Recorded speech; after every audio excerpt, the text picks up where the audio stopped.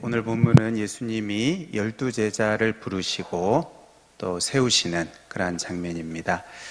그리고 우리가 뒤에 다 읽진 않았지만 이 세움받은 12명의 제자들의 또 이름이 기록되어 있습니다. 먼저 우리가 살펴볼 것은 여기 예수님이 자기가 원하는 자들을 부르셨다는 것입니다. 자기가 원하는 자들을 부르셨다. 이것은 조금 어려운 신학적인 표현으로 하면 주권적인 부르심입니다. 그러니까 주권적인 선택이다. 그러니까 예수님이 자신의 그 선하신 뜻을 따라서 선택을 하신 것입니다. 그리고 제자들은 선택을 이제 받은 것입니다. 이 반대가 아니죠. 제자들이 선택한 것이 아닙니다. 제자들이 선택을 이제 받았습니다.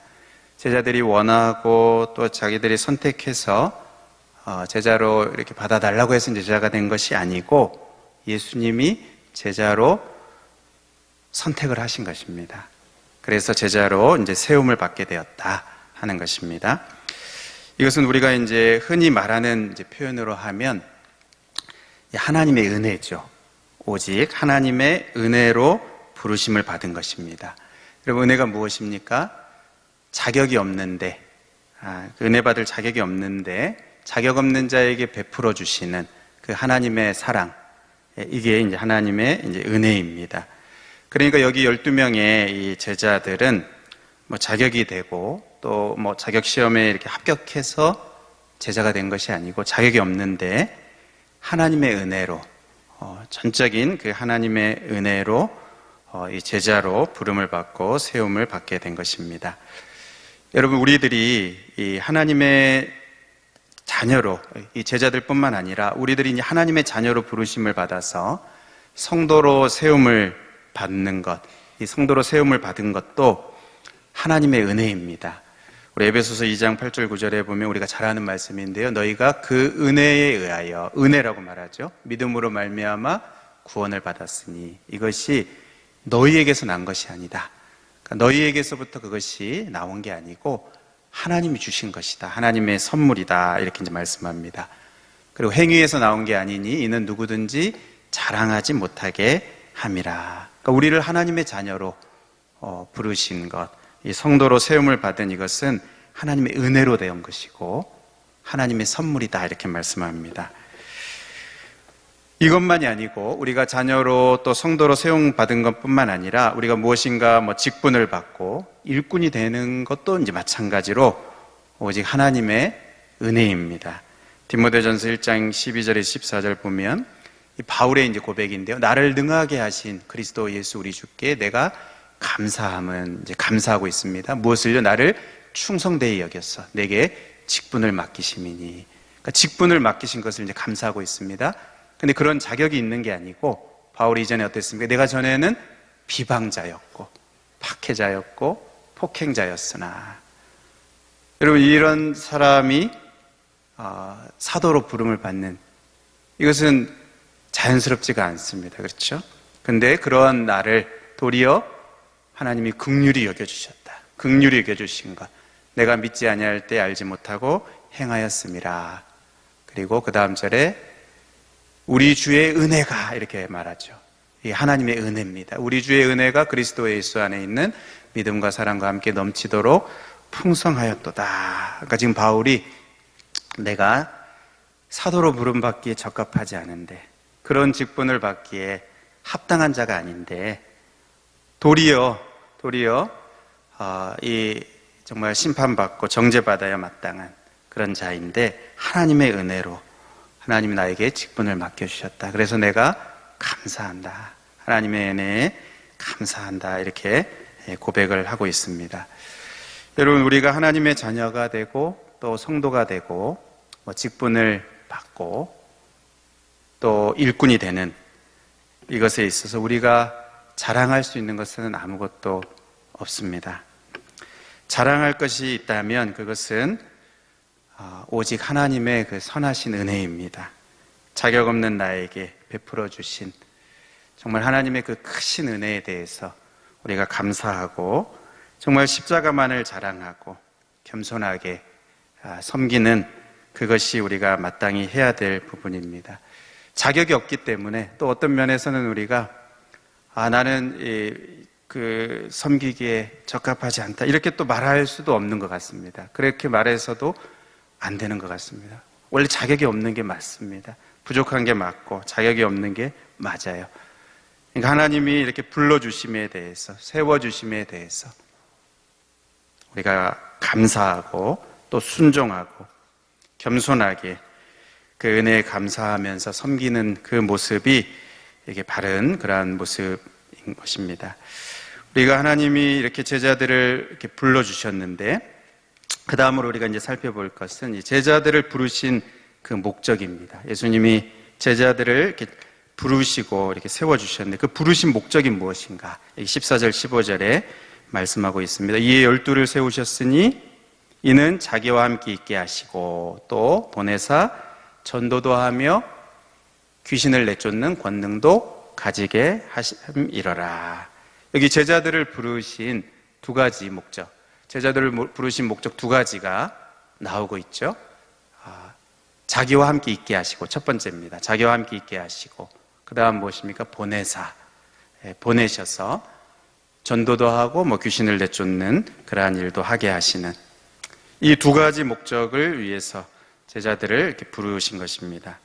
이 첫 번째 목적, 자기와 함께 있게 하시고, 그러니까 예수님이 이 제자들을 부르신 것은 이 예수님이 공생의 사역을 하시는 동안에, 이 땅의 사역을 감당하시는 동안에 예수님과 동행하도록, 예수님과 함께 하기 위해서 제자들을 선택하셨습니다.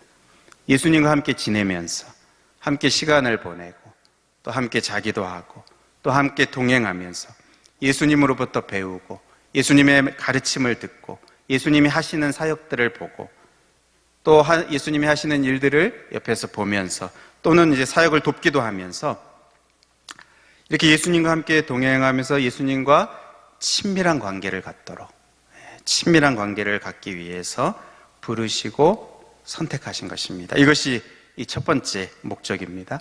자기와 함께 있게 하시고, 그 다음 두 번째 목적은 무엇입니까? 그 다음은 이제 보내셔서 또 보내사 전도도 하며 귀신을 내쫓는 권능도 가지게 한다. 그러니까 예수님을 대신해서 예수님의 사역을 감당하는 것입니다. 예수님이 이 땅에 오셔서 하신 그 하나님 나라의 사역, 하나님 나라의 그 사역을 예수님이 이제 하셨는데 이제 예수님을 대신해서 이 12 제자들이 보냄을 받고 그래서 각처에 가서 하나님 나라의 그 사역을 감당하는 것이죠. 그 목적을 위해서 부르신 것입니다. 그래서 예수님은 이 땅에서 사역하시는 동안에 실습 삼아서 제자들을 이렇게 보내셨습니다. 둘씩 짝을 이뤄서 보내시기도 하셨고요. 또 본격적으로는 예수님 죽으시고 부활하시고 승천하신 후에 이제 예수님의 뒤를 이어서 이 하나님 나라의 사역을 계속 감당하는 그 일을 이 제자들이 하게 되죠. 그것을 위해서 이 12 제자들을 택하시고 부르시고 세우신 것입니다. 여러분, 이것이 제자들을 부르신 두 가지 목적입니다. 우리는 여기서 중요한 교훈을 이제 몇 가지 깨닫게 되는데요. 첫 번째 우리가 깨닫는 교훈은 여기 예수님과 함께하는 것, 이게 목적이라는 것입니다. 예수님이 부르신 목적이다. 제자로 부르신 목적입니다. 수단이 아니고 목적입니다. 예수님과 함께하는 것. 여러분, 이것을 이해하십니까? 어떤 사람들은 예수님과 함께하는 것을 수단 정도로 이제 생각합니다. 그러니까 뒤에 나오는 그 목적, 두 번째 목적을 이루기 위한 수단쯤으로, 그러니까 하나님 나라의 사역을 감당하기 위한 그 수단쯤으로, 우리의 사역의 성공을 위한 도구쯤으로, 어떤 그 방법 정도로, 그러니까 예수님과 함께하는 것, 이것을 이렇게 수단 정도로 생각한다는 것이죠. 아닙니다. 목적입니다. 목적. 이 첫 번째 이게 수단이고 뒤에 목적이고 이게 아니고 둘 다 목적입니다. 예수님이 하나님 나라의 사역을 잘 감당하기 위해서 예수님과 함께 있고 또 예수님께 배우고 듣고 친밀한 관계를 맺고, 이거는 이제 목적을 위한 수단이 되는 것이죠. 수단이 되는 것입니다. 그것이 아무리 거룩한 목적이라 하더라도 예수님을 수단으로 취급하는 것입니다. 아닙니다. 목적입니다. 함께 있는 것, 예수님과 함께 있는 것, 이게 제자들을 부르신 목적이에요. 목적인데 목적 중에서도 첫 번째 목적입니다. 그것도 첫 번째 목적이에요. 자기와 함께 있게 하시는 것. 여러분, 우리가 그 정도로 이것을 중요하게 생각합니까? 자기와 함께 있게 하시려고. 이게 목적이라는 것입니다. 수단이 아니고 목적이다. 그 다음 우리가 두 번째로 깨닫는 것은, 여기 제자들이 예수님과 함께 할 때,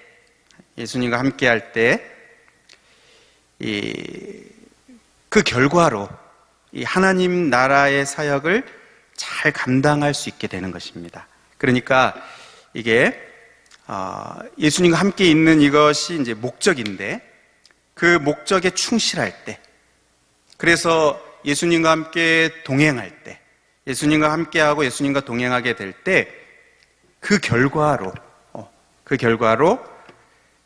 이 두 번째 목적이 이루어지게 되는, 그것이 된다는 것이죠. 그러니까 이게 수단과 목적이 아니고 둘 다 이제 목적입니다. 첫 번째 목적이고 두 번째 목적이 둘 다 목적인데 원인과 결과가 되는 거예요. 첫 번째 목적에 충실할 때, 하나님 예수 그리스도와 함께 동행할 때, 예수 그리스도와 함께 할 때, 그럴 때 이 두 번째 목적인 하나님 나라의 사역을 잘 감당하는 그 결과가 뒤따라오게 된다는 것입니다. 바로 그것을 위해서 제자들을 예수님이 부르셨다는 것입니다. 여러분, 이 하나님 나라의 사역을 잘 감당한다는 이것이 무엇입니까? 하나님 나라의 사역을 잘 감당한다. 어떤 대단한 성과가 있고 또 어떤 엄청난 어떤 업적을 내는 이것도 잘 감당하는 것이라고 할 수 있는데, 가장 중요한 것은 그 사역 속에서 예수님이 나타나는 것입니다. 예수님이 드러나는 것이에요.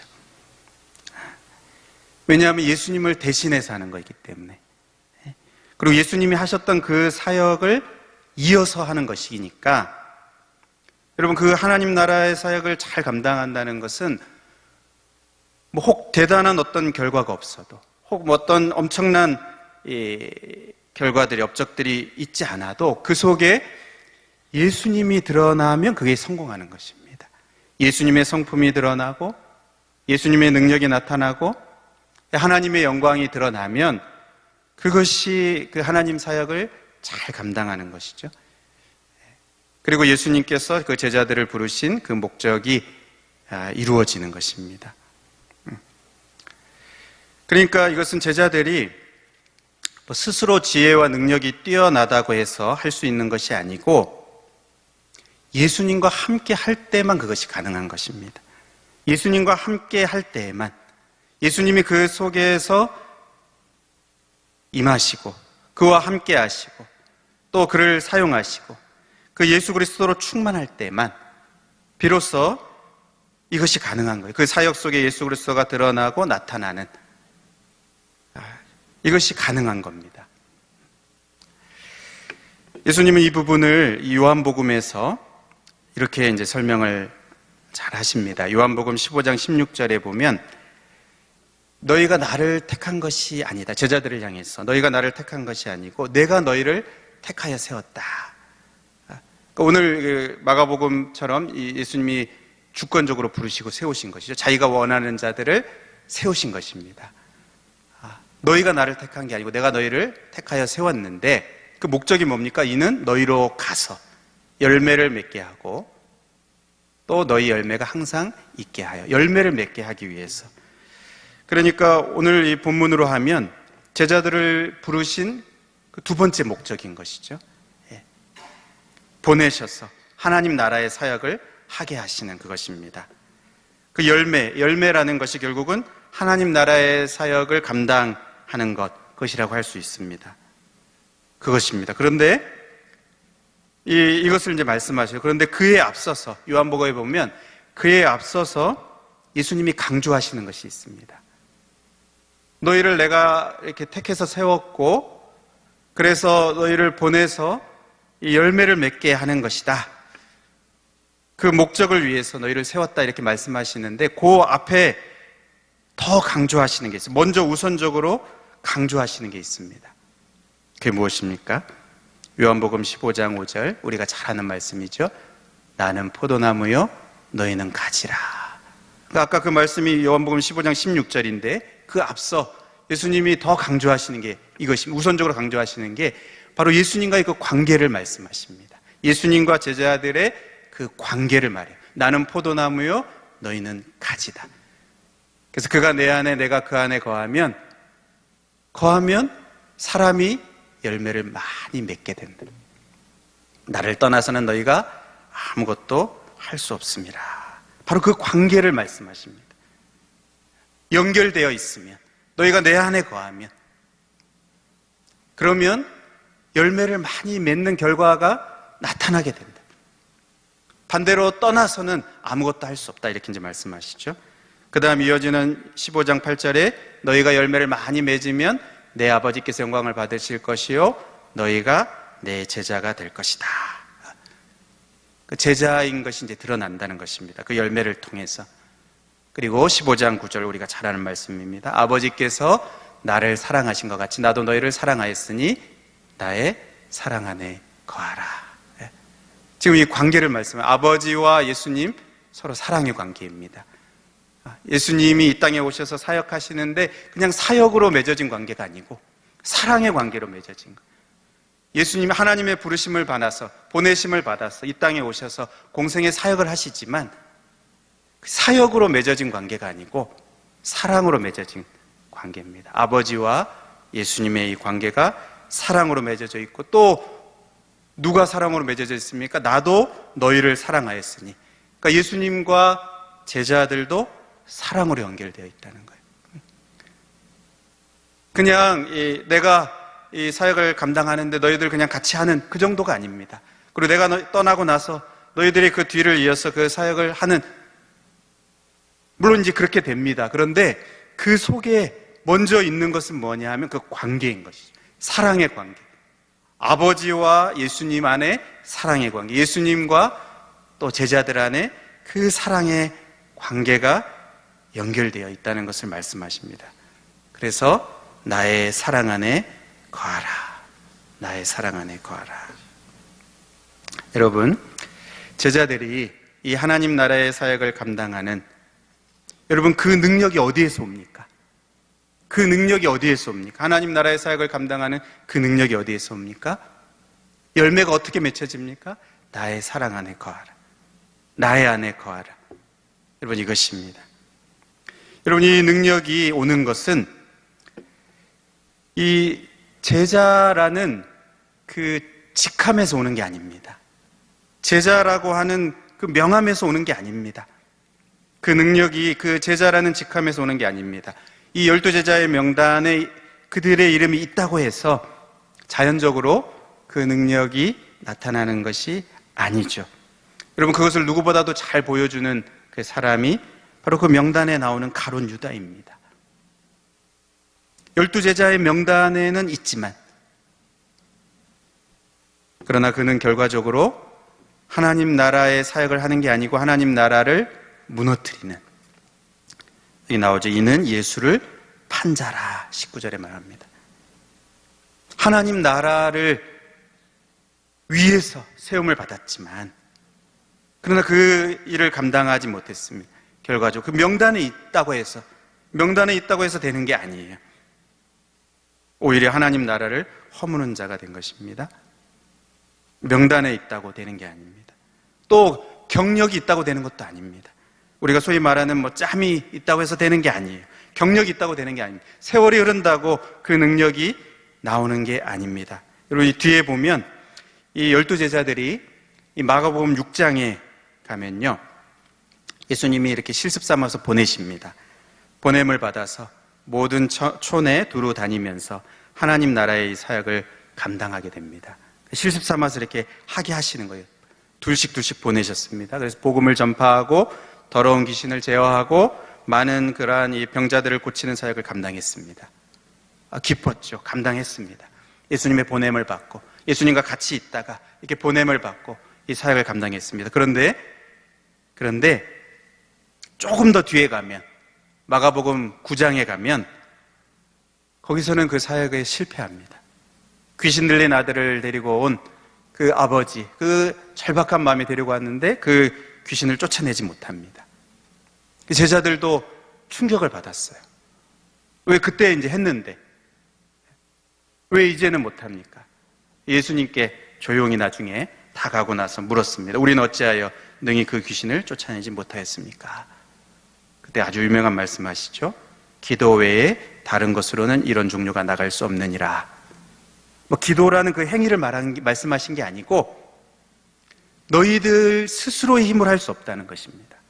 너희들 스스로 그것을 할 수 있는 그러한 능력을 그냥 너희들이 그냥 소유하고 갖고 있는 것이 아니고 그런 게 아니고 그러니까 단순히 세월이 흐르고 경력이 쌓인다고 지난번에 했다고 이번에 되고 이렇게 저절로 되는 게 아니고 하나님 나라의 이 사역은 그렇게 해서 당연히 되는 게 아니고 오직 하나님의 은혜로만 감당할 수 있는 거죠.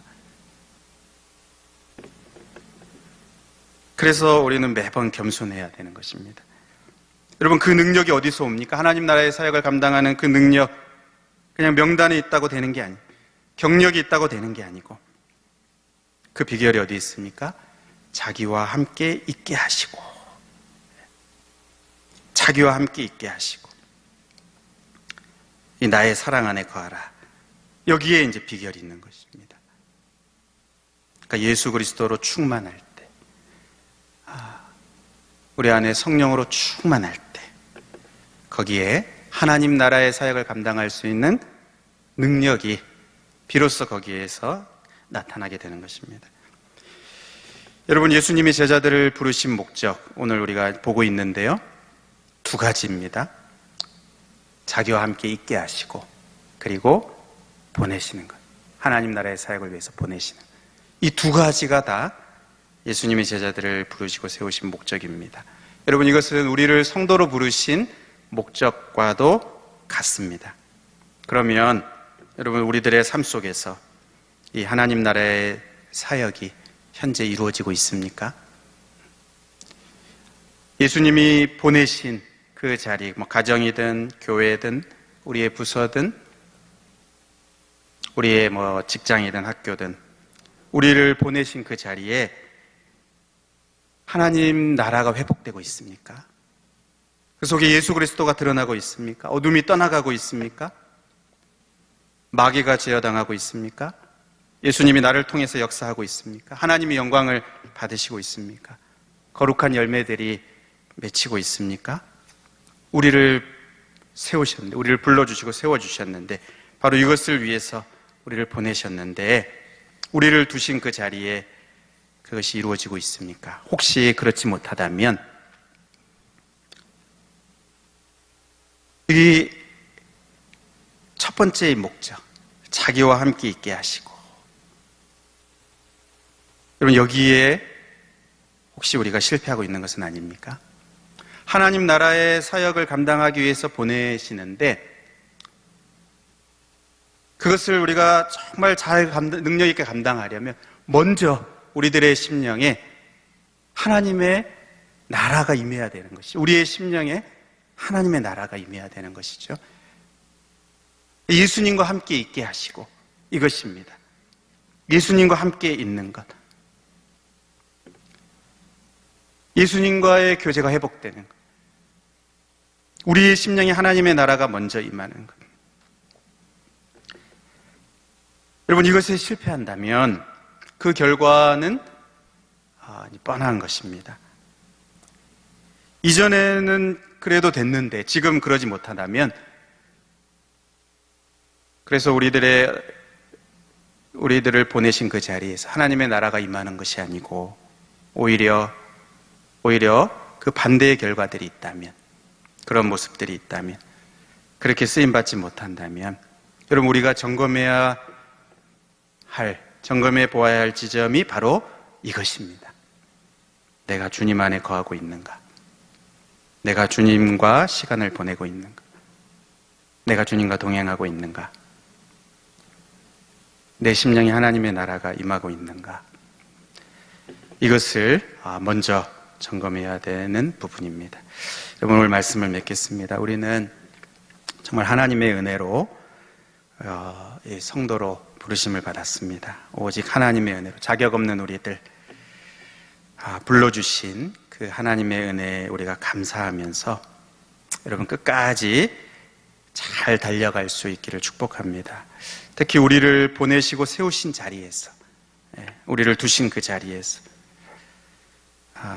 그 목적대로, 세우신 목적대로 하나님의 나라가 임하고 또 어둠의 역사가 떠나가고 예수 그리스도의 그 생명이 충만하게 열매를 맺도록, 그런 이 일에 쓰임받도록